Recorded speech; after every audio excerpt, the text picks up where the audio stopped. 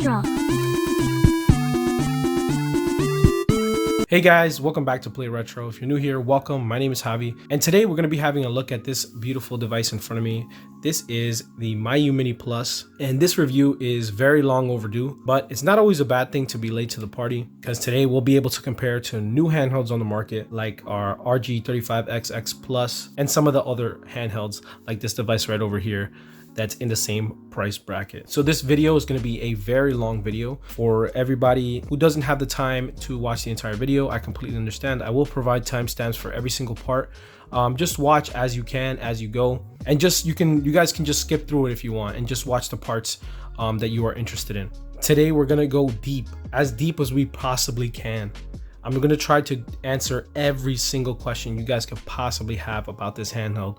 We're gonna cover everything from specs to size comparisons to weight. I even got a scale ready, to OS, battery life, and everything in between. We're gonna get real deep. So this device is the successor to the famous and very popular Miyoo Mini. Unfortunately, I never had the opportunity to pick one up. They were always out of stock for some reason, and I kind of heard of the Miyoo Mini a little bit too late. When I heard of the Miyoo Mini Plus and when it got released, I jumped to pick one of these up, and I picked this up basically as soon as I possibly could. And yeah, here we are. I did want to give a quick disclaimer. This product was not sent to me for free. This is not a review unit. I paid for this with my own money. In fact, I bought it off of Amazon. I want to show you my receipt real quick. Anything I say in this video is my own opinion. Okay, so I got my receipt. So I purchased this last year on April 9th. And you see, I did overpay a little bit because I picked this up on Amazon. It was $86.99 for myself. And then you can see here after taxes and free shipping, total came out to $92.75. I used a gift card so that you can see the order total is $0, but it was about $93 for this device. But you don't have to pay that. You can buy directly from the Miyoo official store, and I'm here on their listing as of right now. It is January 26th and it's almost 1 in the morning. And here we're looking at Miyoo's official site. This device is going for $65.18 with free shipping, but it's shipping from China. Just keep that in mind. So that's what this is going for. Sometimes you can find sales as well, so don't be dumb. Don't get this like I did on Amazon, but there is convenience to buying on Amazon. You do get really fast 2-day shipping, and you get buyer protection. If anything is wrong with your device, you can always return and Amazon will take care of you. So moving this aside, let's start with our initial device tour. So as you guys can see, this is a vertical device with your display on top and your buttons on the bottom. We have a D-pad and 4 action buttons over here. This is the white model with the SNES colorway. For the buttons, we have a start and select down here, as well as a menu button and a mono speaker. Moving over to the back, we can see we have 4 shoulder buttons, R, R2, L2, R2. And as you can see, the L2 and R2 are raised a little bit higher to give just a little bit better, more ergonomic use of those shoulder buttons. We also have a really nice accessible battery compartment, which we can go ahead and open up, revealing the battery. This is a 3000 milliamp hour battery. The best thing about this is that it's in there pretty tight. You do have to kind of apply some force to get this out. You do not need any tools to access your battery. If anything ever happens, you can easily swap it out. And then right over here, I have done a small modification to my handheld. I just removed the screw and tied this wristband to this handheld because this device is pretty fragile, which I will get into later when we get into build quality. Now moving over to the side, on our right side, we have nothing. On our left side, we do have a volume rocker. So you have up, down, and a cool thing about this is you can press the middle and actually mute, which I will show you later when we do our sound test. Moving over to the bottom of the device, we have a 3.5mm headphone jack. We have a single SD card slot and a USB-C charging port. Moving over to the top, we do have our LED light indicators for charging and for also working. We also have our power button. I did want to note a few notable features of this device. We do have Wi-Fi. We do have a USB-C charging. We do have Rumble, which is also really nice. A very underappreciated feature, in my opinion. We have a 3.5mm headphone jack. We have RetroArch on the stock OS. And finally, this is a Linux-based handheld, just for anybody wondering. Now let's take some measurements. Okay, let's start with the width. So I have my little handy Walmart measuring tape. And this is 3 inches and an eighth wide and 4 inches and a quarter long.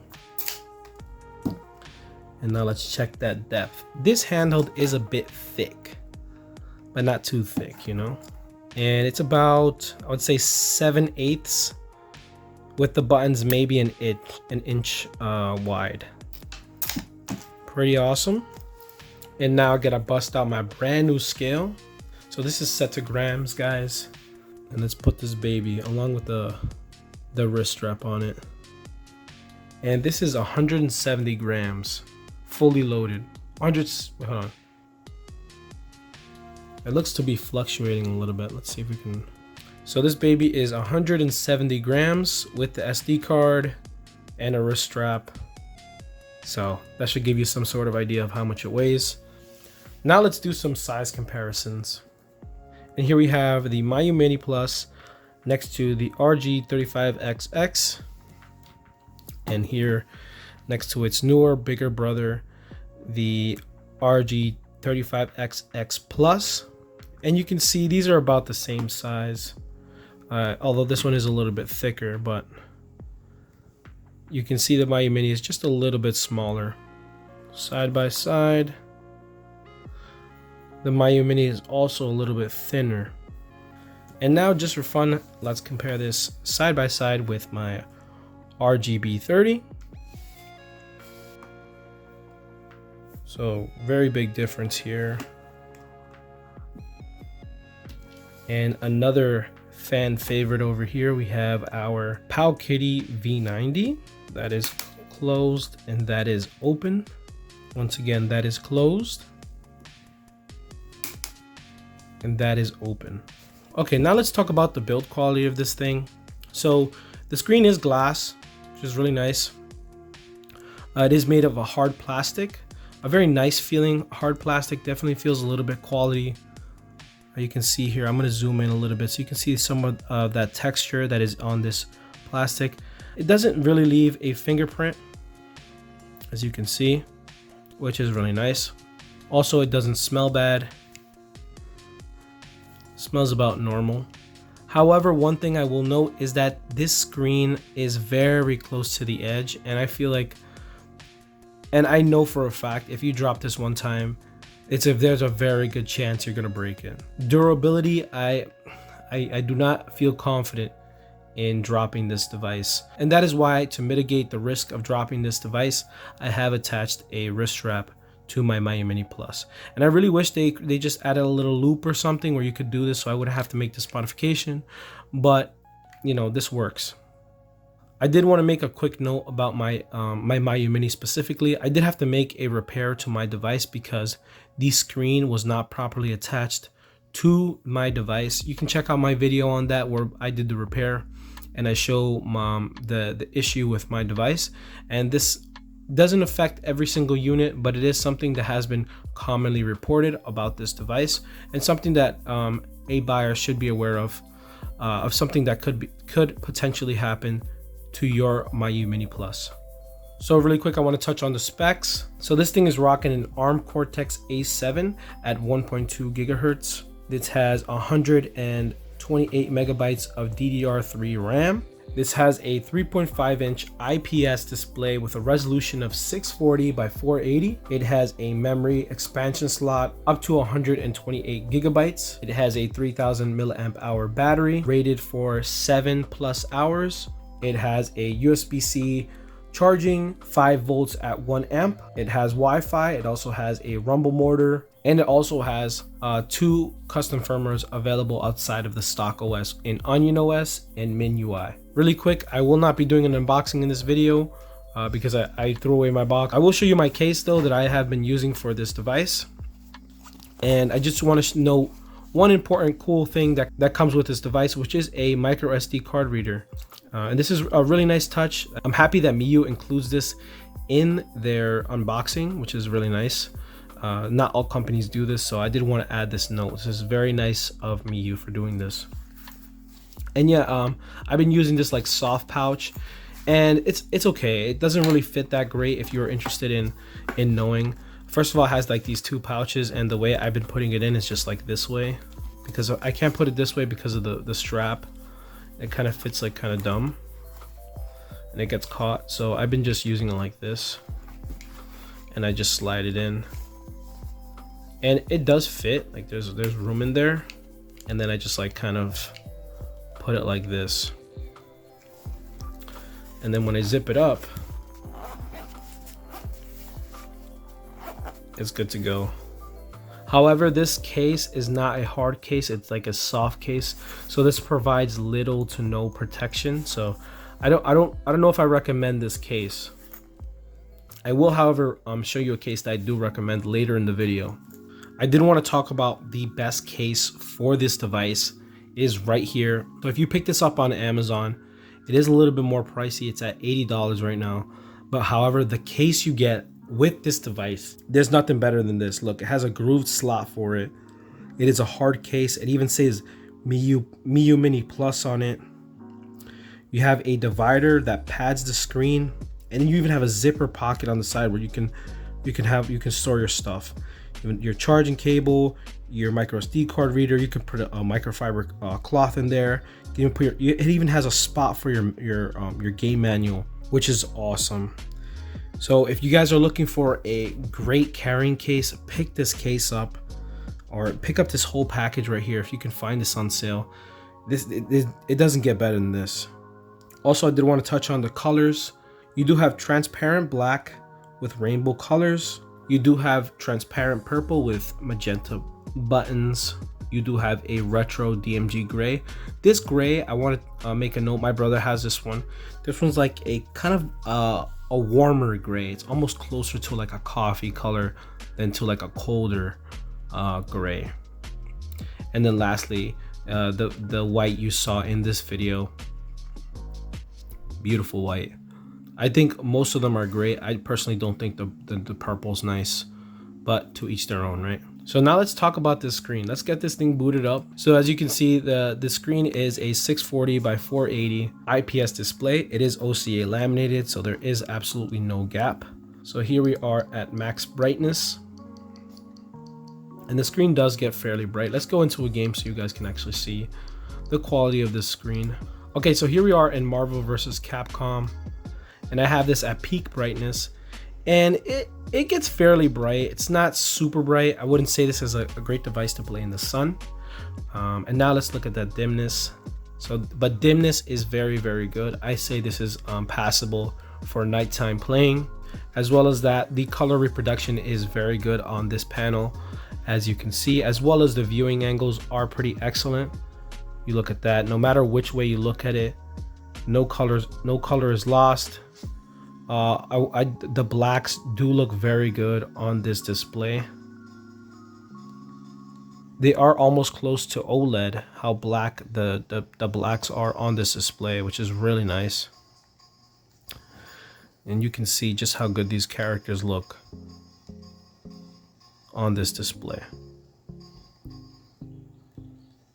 Now, some people say that the panel is a little bit on the greener side, which I completely agree. It is a little bit more of a cool panel. One really cool thing about this display is actually the fact that it is customizable.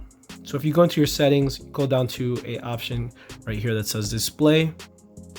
You can customize the luminescence, the hue, the saturation, and the contrast of your panel. So you can kind of change things to your liking.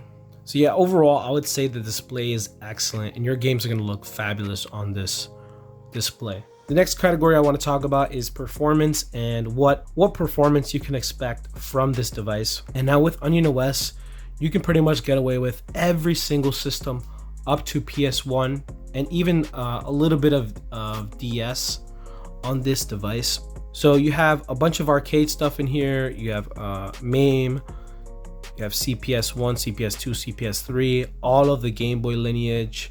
You have the Sega Game Gear, you have Game & Watch, Sega Genesis, NES, you have PlayStation, you even have some Pico 8 in here, Super Nintendo, Sega 32X, Neo Geo, Sega CD, Sega Master System, and TurboGrafx 16. And there's more. I just haven't loaded them onto my device. As wives, I also mentioned you can add a Nintendo DS to this device as well. Just keep in mind this is a device with one display. The Nintendo DS has two displays, so you will have to switch back and forth. And it is a bit of a compromised experience, but it's still something doable. You can play those games that primarily focus on the top screen, and those games will play well. And a good example of that would be New Super Mario Bros. I will feature some gameplay later in the video. Stay tuned for that. Mostly PS1, so you can see what that looks like. This thing has perfect PS1 emulation. Up next, we have our controls. So let's start with the star of the show, which really is the D-pad. This fabulous little D-pad. This D-pad is excellent, 100%. One of the best D-pads I've ever used. It just feels so good. It's really soft. It's like the perfect size. It's extremely accurate. It's like kind of short. You see here, it has a great pivot as well. This is an excellent D-pad and a model D-pad that companies should look at as to what is a good D-pad. That's how good this D-pad is. Okay guys, so here we are in my Pokemon Crystal save, where I am the champion of this region. I did want to show you guys, I do have like 50 hours playtime in this game. So I do actually play these things, just in case you guys were wondering. So yeah, really quick, we're going to perform a quick D-pad test in this game. So I'm going to press on a direction and I'm going to rock back and forth in opposite directions, in the perpendicular directions. So here I'm going to be walking right and then rock back and forth and see if the character moves. And this is pretty much going to test accuracy.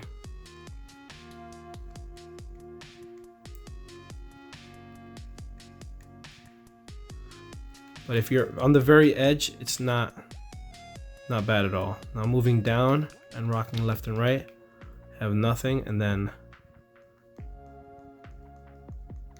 yeah, up and down is solid, left and right.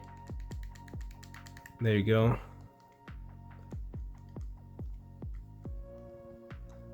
So yeah, I would say this D-pad is very, very accurate. It really only moves for the most part in the direction you want it to move, unless you're applying input closer to the center of the D-pad, in which case it will rock in the direction it's supposed to.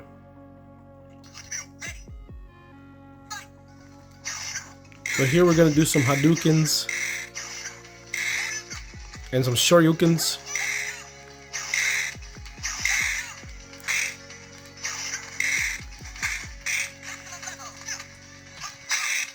Oh.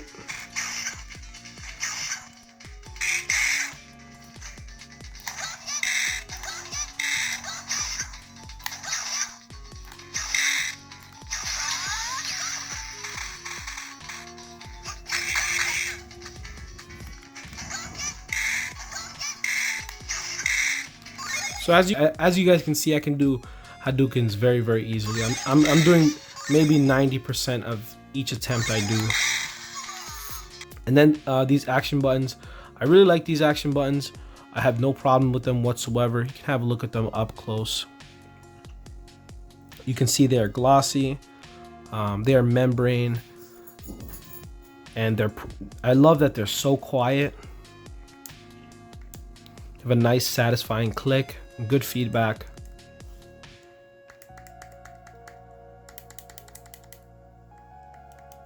And you can see this button does not bottom out.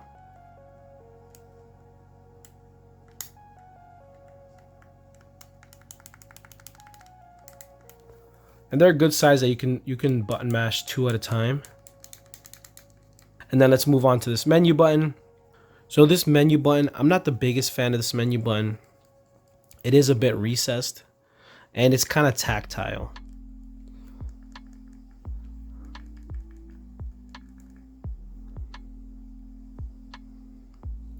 If I get up close, you can see there's a little nub on my menu button. And then there's these start and select buttons. They're fine. They're also a little bit tactile. They don't feel like these. These feel so much better than these start and select buttons. They're like hard, where these are like soft and nice to press. So a little bit of inconsistency in the buttons, but I mean, it's fine, right? Moving over to the volume buttons. They're fine. And then over to these shoulder buttons. So the shoulder buttons, I like that they're at an angle. It does make sense when playing the device. So let me give you a listen to how these sound. I love that all the buttons are nice and quiet on this device. I'm a big fan of quiet buttons. There's nothing I hate more than obnoxiously loud buttons. And yeah, all these buttons are good. My only quirk is with the power button. My power button doesn't really give me any feedback or any satisfying click. It's just kind of there. So that's my only gripe. But I mean, I'm nitpicking, right? Aside from that, I would say the main controls on this device are absolutely excellent. You got your perfect action buttons, perfect D-pad, and great shoulder buttons. Really quick, I did want to touch on the ergonomics of this device. It is a vertical device and it is a little bit on the smaller side. So this is going to be great to fit in your pocket. However, it is a bit cramped. Now this is something that you can get used to. I usually play a little bit like this, kind of like in a claw position for this device. It's just one of the quirks of this device that you have to kind of hold it in a certain way. It's something that you'll probably get used to and you probably won't even mind. So I did want to do a quick shake test. I know this is a test that everybody does, but you can, there's something rattling in there on my device, but the shoulder buttons are not rattling. Neither are the buttons or the start and select or anything like that. So as I mentioned before, this does have a 3000 milliamp hour battery with an accessible battery compartment. So I open this up. You guys can see 3000 milliamp hour battery, and I'm gonna go ahead and pop this out. Being careful not to take it off the wire so you guys can see how this works. So this battery is attached via this wire right here, and it just kind of goes connected into this little slot right here. So you want to be careful when pulling out the battery if you ever have to. If your device ever freezes, unfortunately this device is missing a reset button. This is something I want Miyoo to add in a future iteration of this device. If they could please add a reset button, that would be great, because as of right now, if anything happens, if your device freezes, if you get stuck into a boot loop or anything like that, you will have to unplug the battery right over here to reset the device. Realistically, I am getting about close to 7 hours in gameplay. That's going to vary obviously depending what you're playing. Now let's move into our sound test. So for our sound test, we will be using this game, Super Mario Bros. Deluxe.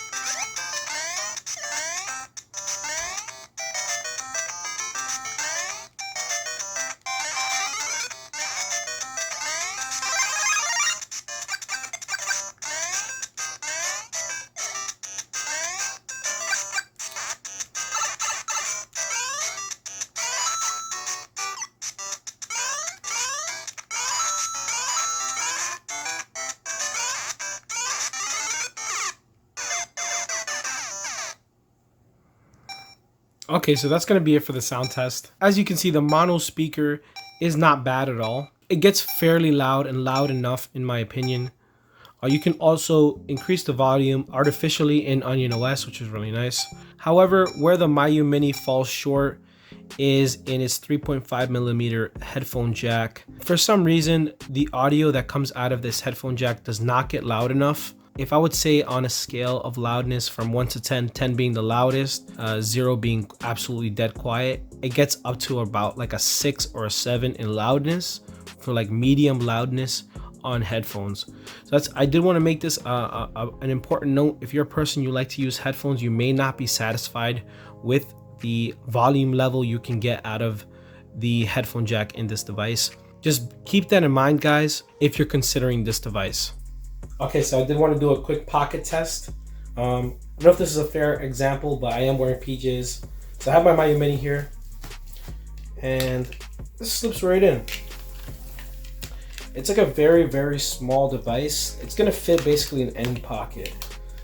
Okay, so I have switched into some jeans so you guys can see the Miyoo Mini in some jeans. And it fits about perfect. It's not too big, it's not too bulky. Definitely a great portable device.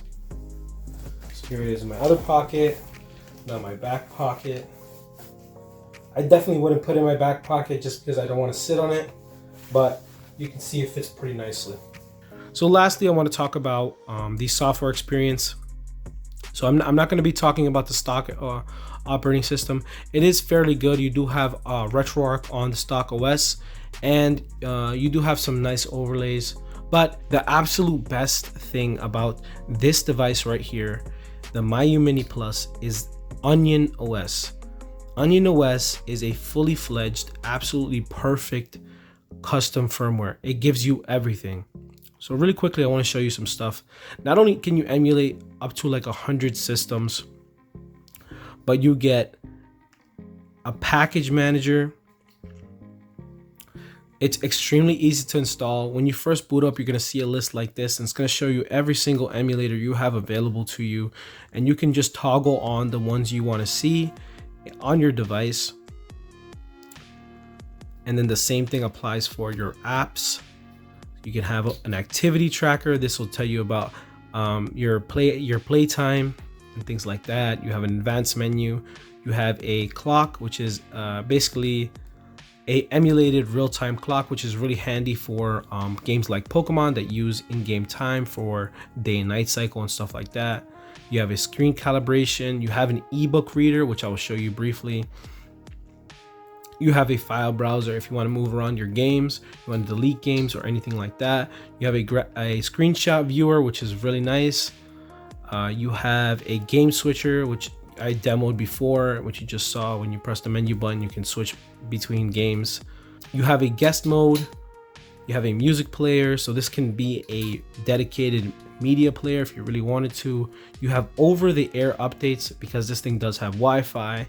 You have a PDF reader, so realistically you can read manga on this, which is amazing as well. And then here's your quick guide. You have to have a random game. You can have a RetroArch button that will boot you right into RetroArch. You have your search. You have a theme switcher. You have a bunch of extra settings you can play with. You have a video player. This thing is absolutely freaking loaded. And now let me actually show you that. So let's start with the ebook reader. One of my favorite things on this thing. Here we have the Art of War, and you can see it's amazing. You can read books on this thing. So not only can this thing game, but you can read books on it. How cool is that? I mean, I wouldn't buy this to read books on it, but hey, you can do it. And it just works flawlessly. And the same thing applies to the video player. So really quick, I am going to demo a short video.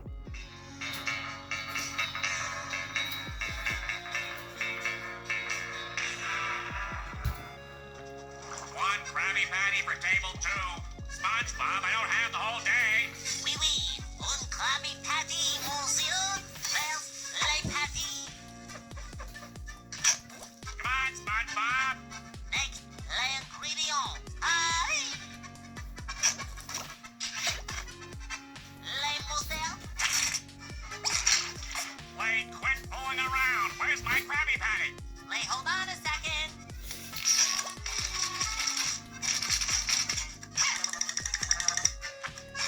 And voila. It's under your nose. Ah, ah.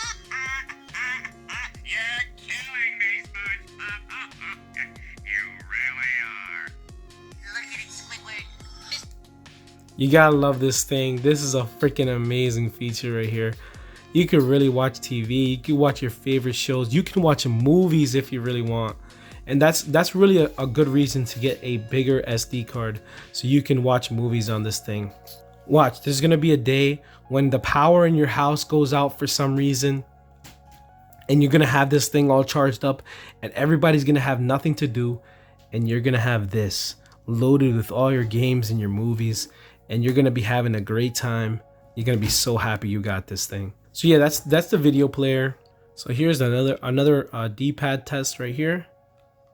So we're gonna press left and press up and down, and you can see there's a little bit of false input here and there, but for the most part, if you are on the edge, you're not gonna get any up or down. And then the same thing with the right, and then the bottom. Here we are. Yeah, this D-pad is extremely accurate. So yeah, there's so many things you can do with Onion OS. It's just so amazing. Everything's just at the click of a button. You can change your boot logos extremely easy, just like that first image you see when you first turn on the device. It's so easy. Look at this. It even plays some nice music in the background if you want. You can also easily theme the device to your liking with a click of a button with your theme with your themes app right here, which is awesome as well. So you can see there's a bunch of themes in here, a lot of great ones.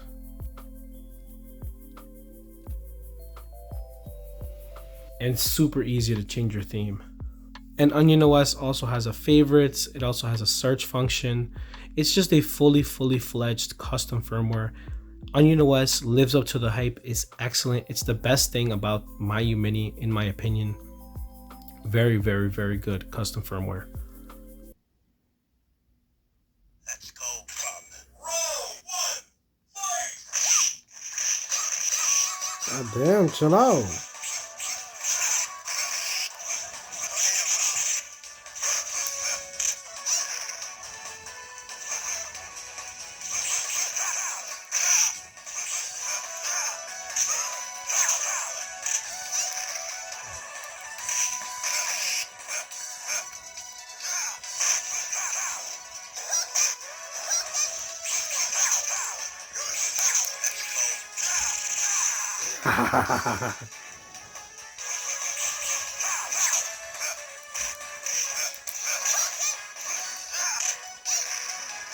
Piece of shit.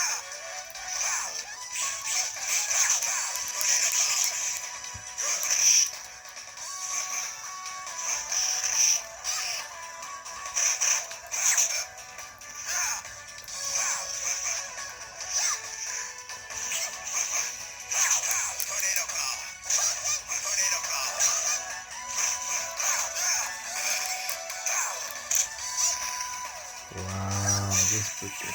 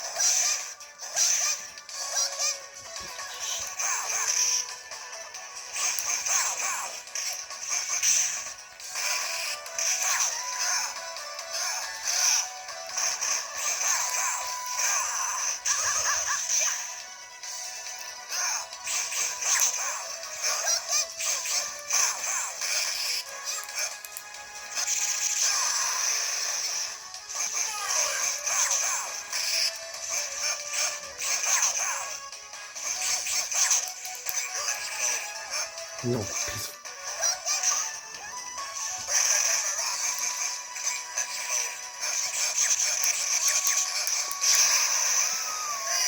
Let's go.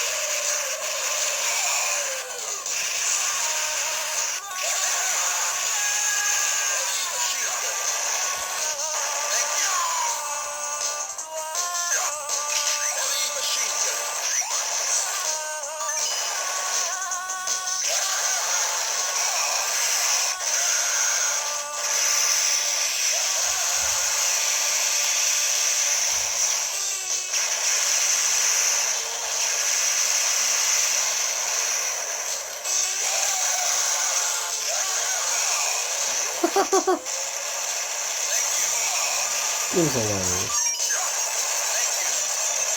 My homies right there.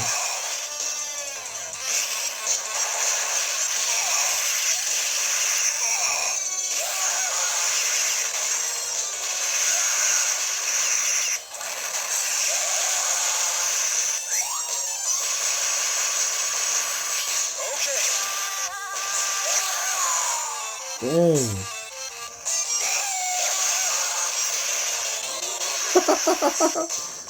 This screaming is so funny. Damn.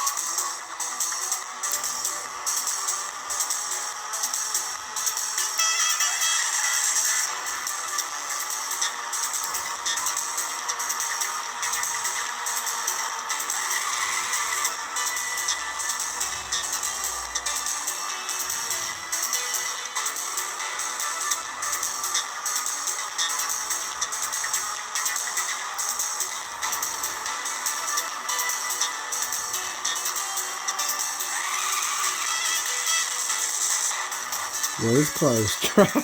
He drives.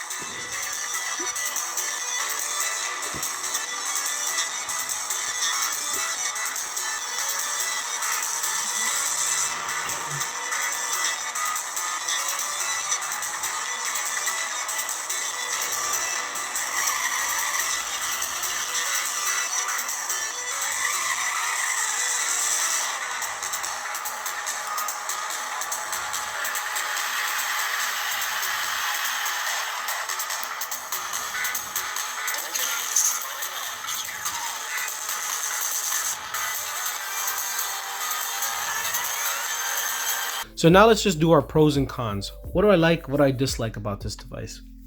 Let's start with the pros. So I love Onion OS. Onion OS is amazing. It's the best thing about the Miyoo Mini Plus, in my opinion. It is so good, and it is a good reason to pick this thing up alone, so you guys can experience Onion OS and everything it has to offer. Not only that, it has an excellent D-pad, an excellent action button, excellent shoulder buttons. The main controls on this device are super good.